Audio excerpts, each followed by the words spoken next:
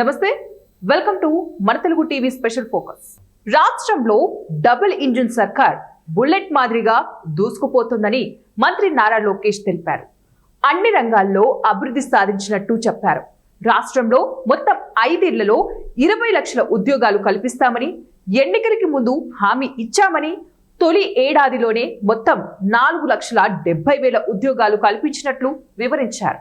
తాజాగా విశాఖపట్నంలో పర్యటించిన మంత్రి Lokesh AI edge data centre తో పాటు ఓపెన్ కేబుల్ ల్యాండింగ్ స్టేషన్ కు శంకుస్థాపన చేశారు.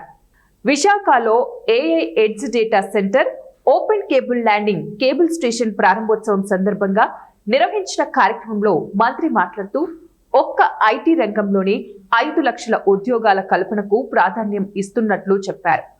విశాఖలో మరిన్ని పెట్టుబడులు పెట్టేందుకు సంస్థలు క్యూ కట్టాయని వివరించారు. కేంద్రం నుంచి సహకారం సంపూర్ణంగా ఉందని, ప్రధాని నరేంద్ర మోదీ ఏపీ విషయంలో ఉదారంగా ఉన్నారని తెలిపారు. ఈ సందర్భంగా ఆయన విపక్ష నాయకులపై పరోక్షంగా విమర్శలు గుప్పించారు. రాష్ట్రంలో కొందరు మారీచుల మాదిరిగా అభివృద్ధికి అడ్డుపడుతున్నారని తెలిపారు. పెట్టుబడులు పెట్టేందుకు ముందుకు వస్తున్న కంపెనీలను ప్రోత్సహిస్తే ఓర్చుకోలేకపోతున్నారని అన్నారు. అందుకే కోర్టులకు కూడా వెళ్లి అడ్డుకునే ప్రయత్నాలు చేస్తున్నారని దుయ్యబట్టారు. అయినా తమ ప్రభుత్వం అన్ని చట్ట నిబంధనలు పాటించి పెట్టుబడులకు మార్గం సుగమం చేస్తోందని మంత్రి వివరించారు. కేంద్రం చేపట్టే సంస్కరణలో ఏపీకి ప్రాధాన్యం ఇస్తోందన్న మంత్రి ఇప్పటికే పలు కార్యక్రమాలకు కేంద్రం సహకరిస్తోందని తెలిపారు. విశాఖ స్టీల్ ప్లాంట్ ను కాపాడుకున్నామని చెప్పారు. ఒకప్పుడు హైదరాబాద్ డెవలప్ అయ్యేందుకు 3 దశాబ్దాలు పట్టింది. కానీ ఇప్పుడు విశాఖను కేవలం 10 ఏళ్లలోనే పరుగులు పెట్టిస్తామన్నారు. హైదరాబాద్ స్థాయిలో విశాఖను అభివృద్ధి చేసేందుకు ప్రయత్నిస్తున్నామని చెప్పారు. మనకు విజన్ ఉన్న ముఖ్యమంత్రి, దూరదృష్టి ఉన్న ప్రధాని ఉన్నారు. ఇదే మన బలం. అధికార రాజకీయ పొరపాట్లకు తావు లేకుండా ప్రజల కోసం వారు నిరంతరం పనిచేస్తున్నారు అని మంత్రి వివరించారు. రాజధానిపై మంత్రి నారా లోకేష్ స్పందిస్తూ ఏ రాష్ట్రానికైనా రాజధాని ఒక్కటే ఉంటుందన్నారు. అదే సమయంలో అన్ని ప్రాంతాలను అభివృద్ధి చేస్తామని చెప్పారు. తుగ్లక్ మాత్రమే రాజధానిని మార్చడానికి ఈ సందర్భంగా వైసీపీ అధినేత మాజీ సీఎం జగన్ పై పరోక్షంగా వ్యాఖ్యానించారు. రాష్ట్రానికి త్వరలోనే $120 బిలియన్ పెట్టుబడులు రాబోతున్నాయని తెలిపారు. అయితే ఐటీ రాజధానిగా ఉన్న విశాఖకు 50% పెట్టుబడులు రానున్నాయని వివరించారు.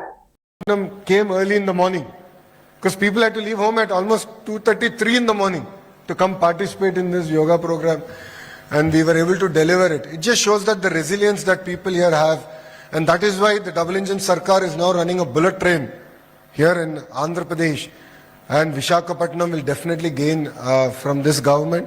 We will continue to support. If you look at it as a policy, Government of India has looked at disinvestments in various sectors, but because we have a double engine Sarkar, we have been able to save Visakhapatnam steel plant. Government of India has injected close to 11,000 crores into Visakhapatnam steel plant, out of which 9,000 crores is already injected. And as a state government, we are injecting 3,000 crores. In the last cabinet meeting only, we cleared it. 3,000 crores into Visakhapatnam steel plant to not only save it.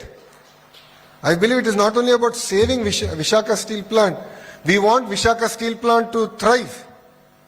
When this government came in, there was only 1 furnace was operational. Today, 3 furnaces are operational.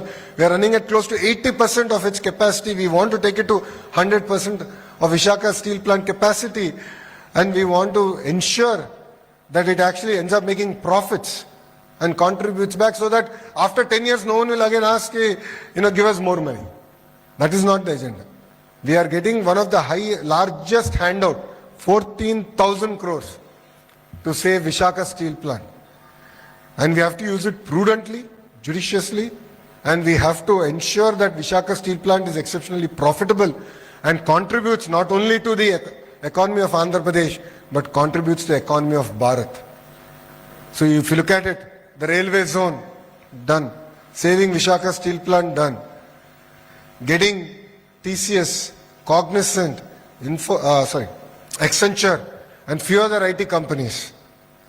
So you will see a lot of investments and announcements happening to Visakhapatnam in the next 3 months. It will be very exciting times, and we here as a government are always ready. We are going to be aggressive. We are going to work hard for every investment. రాజు గారు ఇప్పుడే చెప్పినట్టు నేను ఆయన వదిలిపెట్టలా. ఎప్పుడు WhatsApp మెసేజ్లో మేము ఆడుకుంటూ ఉంటాం. ఈ చిన్న ఇష్యూ ఉందంటే ఇష్యూ ఎందుకు ఉందని భాస్కర్ గారితో నేను చెక్ చేశాను. సిఫీకి ప్రత్యేకమే ఒక వాట్సాప్ గ్రూపే ఏర్పాటు చేశాం. వాళ్ళ మొత్తం లీడర్షిప్ టీం కూడా ఆ వాట్సాప్ గ్రూప్లో ఉంది. అంటే ప్రతి ఇన్వెస్ట్మెంట్ తీసుకురావాలి. ఏ ఒక్క అంటే అధికార పొరపాట్లు కానీ లేదంటే పొలిటికల్ పొరపాట్ల వల్ల ఏ ఒక్క ఇన్వెస్ట్మెంట్ కూడా పక్క రాష్ట్రానికి వెళ్ళేదానికి లేదు అన్న లక్ష్యంతో ఈరోజు ప్రభుత్వం పనిచేస్తుంది. అహర్నిశలు కష్టపడతాం. ఏ ఒక్క ఇన్వెస్ట్మెంట్ వదిలిపెట్టాం. నేనైతే భాస్కర్ గారికి ఎప్పుడు చెప్తా, ఒక్క జీసీసీ అయినా పక్క రాష్ట్రం వెళ్తే ఆయన అంటాను ఎందుకు పోయింది, ఎక్కడ ఫెయిల్ అయ్యాం మనం, ఆ ఫెయిల్యూర్ వల్ల ఎట్లా నేర్చుకోవాలి, ఎలా విశాఖపట్నాన్ని ఒక జీసీసీ క్యాపిటల్గా తయారు చేయాలి అని పదే పదే మేము కూడా చర్చిస్తాం జరుగుతుంది. ఇప్పుడు తొలి అడుగు వేసాం, ఇంకా చాలా పనులు ఉన్నాయి. మేము అదే అనుకున్నాం, విశాఖపట్నానికి కనీసం 5 లక్షల ఐటీ ఉద్యోగాలు 5 సంవత్సరాలు తీసుకురావాలని.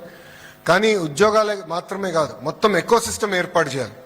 ఇప్పుడే రాజుగారు చెప్పినట్లు హోటల్స్ రావాలి, కన్వెన్షన్ సెంటర్స్ రావాలి, కొత్త ఎయిర్పోర్ట్ ఎటుగో వచ్చే సంవత్సరం కూడా ప్రారంభిస్తున్నాం. సో ఈ మొత్తం ఎకో సిస్టమ్ క్రియేట్ చేయాలి, వైబ్రెన్సీ తీసుకొచ్చేదానికి విశాఖపట్నానికి. ఆ దిశగా ప్రభుత్వం పనిచేస్తుంది. మన క్యాబినెట్ మీటింగ్లో కూడా సిఫీది నా ముందల క్యాబినెట్లో క్లియర్ అయింది, మన గూగుల్ది క్లియర్ అయినప్పుడు కూడా క్లియర్ మ్యాండేట్ క్యాబినెట్ మాకు ఇచ్చారు, ప్రత్యేక నాకు బాధ్యత ఇచ్చారు. మొత్తం రీజియన్ డెవలప్మెంట్ మీరు ప్లాన్ చేయాలి, eco system hard and soft eco system మీరు ఏర్పాటు చేయాలి. అప్పుడే విశాఖపట్నం అనేది థ్రైవ్ అవుతుంది. కేవలం ఒక 10 కంపెనీలో 50 కంపెనీలు 100 కంపెనీలు తీసుకొస్తాం కాదు, ఒక ఎకనామిక్ పవర్ హౌస్ చేసేదానికి మీరు ఏ నిర్ణయం తీసుకున్నా క్యాబినెట్ మీకు అండగా నిలబడుతుందని క్యాబినెట్ మనకి నిజంగా చెప్పాలంటే బ్లాంకెట్ చెక్ ఇచ్చారు విశాఖపట్నానికి. చేయండి, చేసి చూపించండి అని. సో ప్రభుత్వం అంత కమిటెడ్గా పనిచేస్తుంది విశాఖపట్నం కోసం, విశాఖపట్నం ప్రజల కోసం. ప్రజలందరి గురించి నేను కోరేది ఒకటే, 2014 నుంచి 24 వరకు 15-16 నెలలు కొత్త ప్రభుత్వం ఏర్పడిన తర్వాత మీరు ఎట్లయితే మాకు ప్రత్యేకంగా తెలుగుదేశం పార్టీకి కూటమికి ఎలా అయితే సపోర్ట్ చేశారో అదేవిధంగా అన్ని ఇనిషియేటివ్స్ సపోర్ట్ చేయాలని ప్రజలందరినీ కోరుతున్నా.